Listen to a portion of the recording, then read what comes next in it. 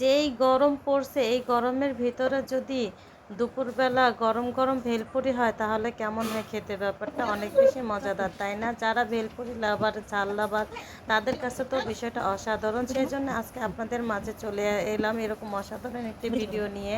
তো আজকে আমরা বানাবো ভেলপুরি। তার জন্য প্রথমেই তেল লবণ দিয়ে আটাকে ভালো করে মথে ছেনে থেকে রেস্টে রেখে দিলাম।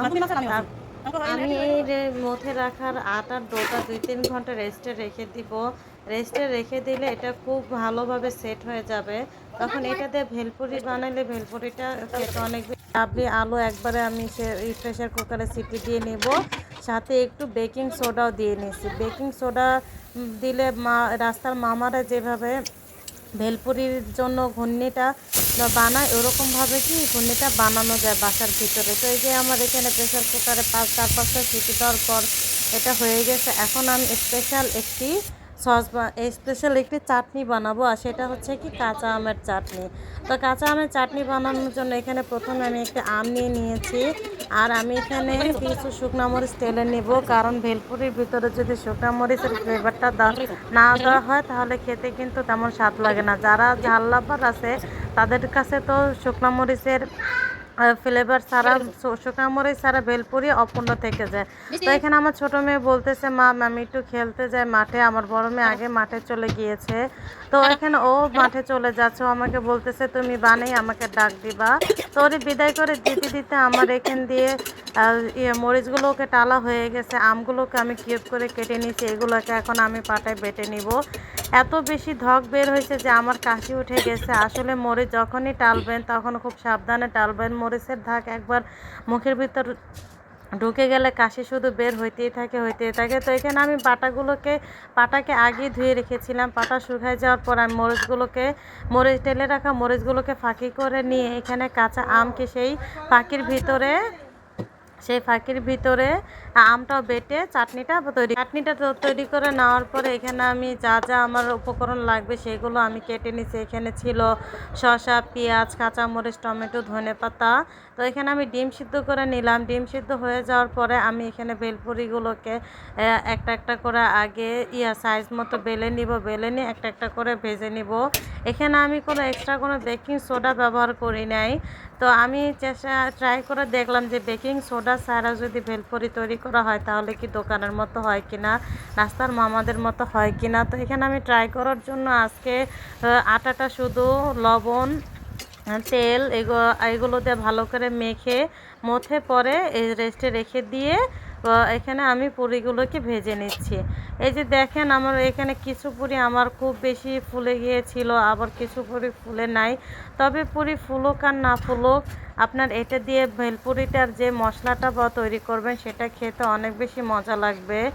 আর যারা নাকি ফুচকা লাভার আছেন তাদের কাছে তো এটা অসম্ভব ভালো লাগবে। আপনারা যারা এইভাবে ভেলপুরি লাভার আছেন তারা অবশ্যই বাসায় একবার ট্রাই করে দেখতে পারেন। এভাবেও খেতে কিন্তু অনেক ভালো লাগে।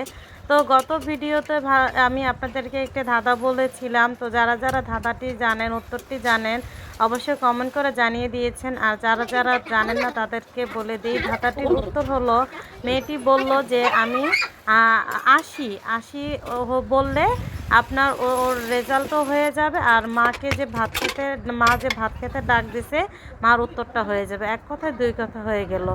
তো এখানে আপনাদের ধাঁধাটির উত্তর বলতে বলতে আমার প্রায় সব কিছু রেডি হয়ে গিয়েছে। এখন আমি টকটা তৈরি করে নিব, আর এই যে আমের চাটনিটাও তৈরি করে নেব। এই যে দেখেন আমার ঘুগনিটা কত বেশি সুন্দর হয়েছে, একদম পুরো রাস্তার মামাদের মতো পারফেক্ট হয়েছে, শক্ত হয়েছে। এখানে আমি চটপেট টেলে রাখা মরিচের ফাঁকিগুলো, তারপরে হচ্ছে ধনিয়ার ফাঁকি, এগুলো সব বিট লবণ, তারপরে যেই আমি মশলাগুলোকে কাটছিলাম কাঁচা মশলা, যেমন কাঁচামরিচ, পেঁয়াজ, টমেটো, ধনেপাতা, শসা, লেবু, এগুলো সব একসাথে মিক্স করে টক দিয়ে চাটনি দিয়ে এটা ভালো করে একদম মেখে নিব। আর হচ্ছে লাস্টে ডিম দিয়ে দিব। আর লেবু তো অবশ্যই দিবেন, লেবু কিছুতেই স্কিপ করা যাবে না, তাহলে ভেলপুরের আসল স্বাদটা কিন্তু আসবে না।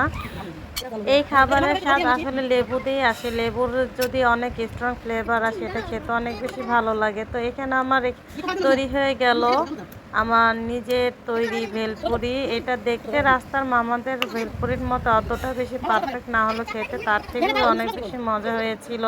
তো আমি ৩টা প্রথমে ডেকোরেশন করে আমার ২ মেয়েকে দিয়ে দিলাম, আর একটা আমার মাকে দিয়ে দিলাম। তাদেরকে দিয়ে দেওয়ার পর আমি খেয়ে বলতেছি, খেয়ে দেখো কেমন হয়েছে। আসলে এটা খেতে অনেক বেশি মজা হয়েছে। যদিও পুরোটা এত বেশি মচমচা ছিল না, তারপরে খেতে অনেক বেশি ভালো লাগছে। তা আমি এখানে খেতে খেতে আপনাদের সাথে আজকের একটি ধাঁধা বলবো। যারা যারা ধাঁধাটির উত্তর জানেন অবশ্যই কমেন্ট করে জানিয়ে দিবেন। আজকের ধাঁধাটি হচ্ছে, যখন কিয়ামতের দিন সবাই জান্নাতে চলে যাবে, সর্বশেষ যে জান্নাতে যাবে সে কিসের বিনিময়ে জান্নাতে যাবে, সে কি কি কিসের ওসিলা জান্নাতে যাবে, আর তার জান্নাতটা কত বড় হবে। যারা যারা জানেন অবশ্যই কমেন্ট করে জানিয়ে দিবেন, আর যারা যারা জানেন না তাদেরকে আমি পরবর্তী ভিডিওতে জানিয়ে দিব। তো উত্তরটি জানার জন্য সবাই কিন্তু পরবর্তী ভিডিওতে অবশ্যই দেখে নেবেন। আর আপনাদের কাছে আমাদের আজকের এই সিম্পল রেসিপিটা, এই খাবারটা কেমন লাগলো অবশ্যই কমেন্ট করে জানাবেন। আর আমাদের এই ধরনের সিম্পল সাধারণ ভিডিও দেখার জন্য অবশ্যই আমাদের পাশে থাকবেন, আর সাবস্ক্রাইব করে দিবেন। সাবস্ক্রাইব করে বেল বাটনে অলে ক্লিক দিয়ে রাখবেন, তাহলে আমরা ভিডিও ছাড়ার সাথে সাথে সবার আগে নোটিফিকেশন আপনার কাছে চলে যাবে। আর যদি ভিডিওটি আপনাদের কাছে ভালো লাগে তাহলে অবশ্যই একটি লাইক করে দিবেন, কারণ আপনাদের একটি লাইক আমাদের অনেক উৎসাহ জাগায়। সবাই ভালো থাকবেন, সুস্থ থাকবেন। আল্লাহ হাফেজ।